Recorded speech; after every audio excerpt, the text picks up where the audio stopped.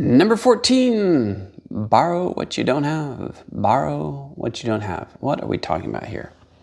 It's like, say you're starting off in this, right? And you have no confidence in this. You've got no experience. You're not making any money. You don't know how to answer any questions. Like, how do you do the business then? Like, people look at you and go, well, you don't seem to have high belief in this. Like, you're not making any money. Does that make sense? You don't even know how to, whatever, right? So this is how you borrow it. You borrow it through, we call this a three-way, but what we're doing is you are bringing your business partner in on the conversation, right? Whether that conversation is on the phone, whether it's on a Zoom, whether it's in just a messenger chat, something like that. I'm going to borrow it, right? So hopefully your prospect actually likes you, right? They may not see you as some sort of business genius, but hopefully they like you, right?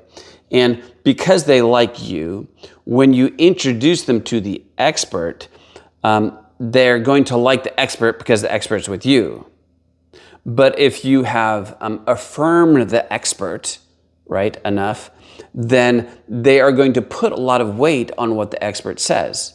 So the expert now has your endorsement and as a nice guy and as an expert. And what you're going to find is they will listen to this other person much more than they'll listen to you. Sometimes maybe you are a pretty competent person, right?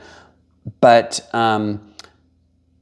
you will still find a lot of success in the three-way call, right? I know guys make $100,000 a month and they do three-way calls. Believe me, they know what they're doing. They know how to explain it, right? But they want to show their prospect, hey, you're going to get help. You don't need to know everything, right? And someone will listen to someone else easier. So let me give you a couple examples of this. There was a gentleman, his name was Ray Gebauer. All right, I'm back. My granddaughter is banging on the glass door with a coffee cup, wanting a hug. I'm like, how can I resist that? Anyways, so back to Ray Gebauer. When this story begins, Ray Gebauer is living in his friend's basement. He's recently divorced. He's about $40,000 in debt on credit card debt. He's had his car repossessed, and he's failed many times in network marketing. But this guy calls him Jet. Literally his legal name. Jet's like, got a lot of energy, strong conviction.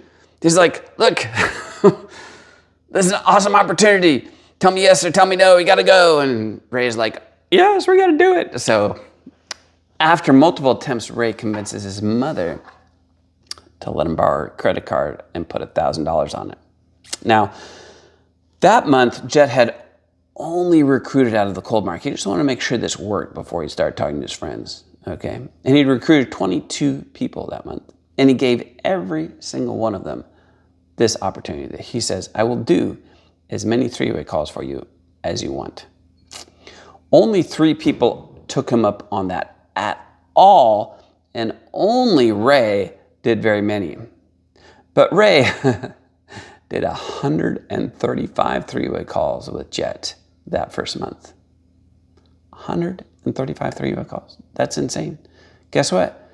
Ray went on to make over $100,000 in that company.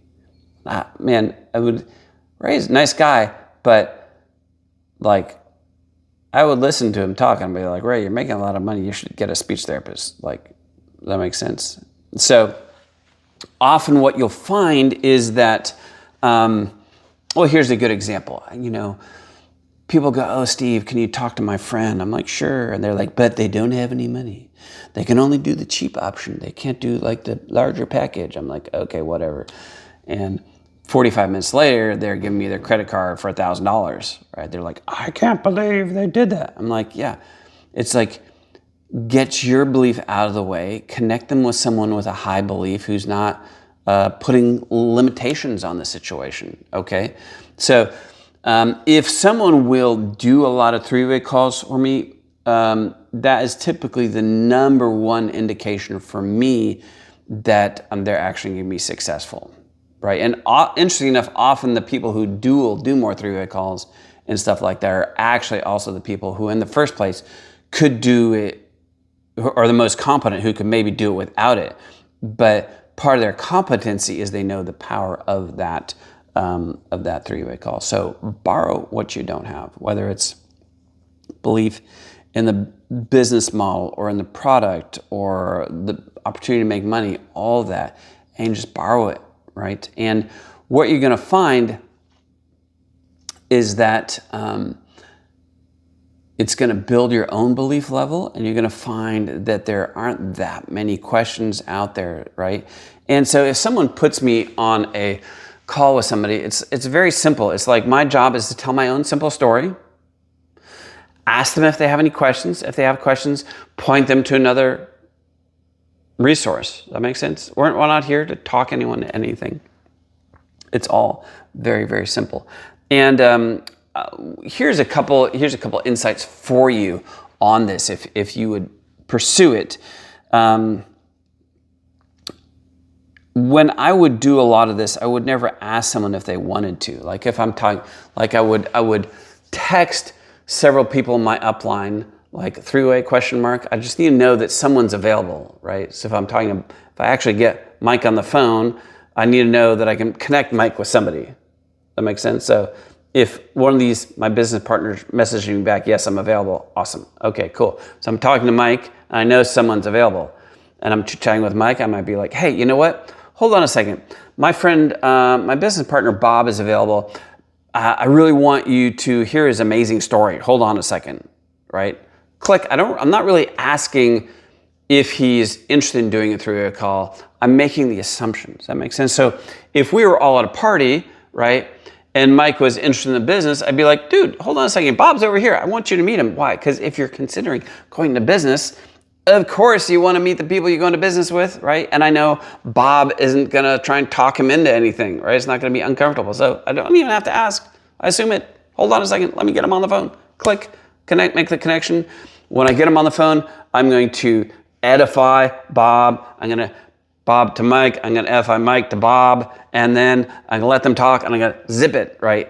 If I start talking and interrupting, like, oh, Bob, make sure you tell him this. I'm taking away Bob's authority, right? And you might as well not even do the call, right? Because I'm interrupting Bob because Bob is not actually competent enough to do this on his own. See what I mean? Anyways, so the three-way call, we used to do a lot of three-way calls actually on the phone. I think you see less and less of that these days. Still very valid if you can do it. Putting people in chats with other people so they can answer it is very helpful these days. That's kind of a little bit more where it's going. Getting people on a conference call, different things like that, also super helpful. Meeting them in person, amazing if you can do that. If you live in the same town, very, very powerful way to go. So that was number 14, borrow what you don't have.